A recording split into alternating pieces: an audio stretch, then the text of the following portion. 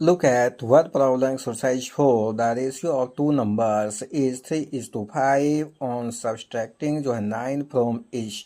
The ratio becomes 12:23. Find the numbers. Solution.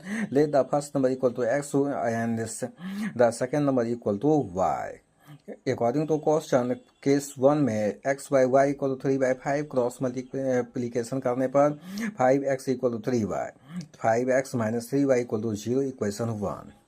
Case 2 में x minus 9 by y minus 9 equal to 12/23 cross multiplication के कारण 23 multiply x minus 9 equal to 12 multiply जो है यहाँ पर y minus 9.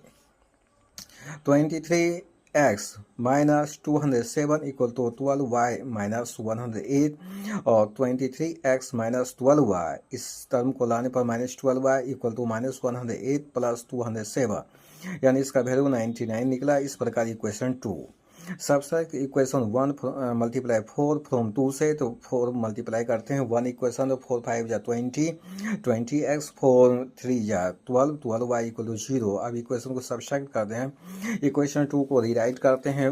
ऊपर equation जो है यहाँ 1 मल्टीप्लाई 4 का रिजल्ट को नीचे जो है लिखा जाता है. अब साइन जो है चेंज होने पर यहाँ पर एक टर्म करता है, y का टर्म कैंसिल होता है, तो x का टर्म में बचता है 3x equal to 99, x equal to 99/3 equal to 33.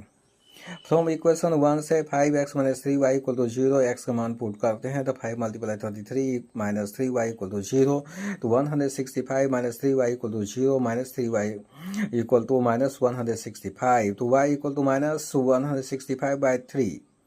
तो डिवाइड करने पर 55, hence first number equal to x equal to 33 and second number y equal to 55.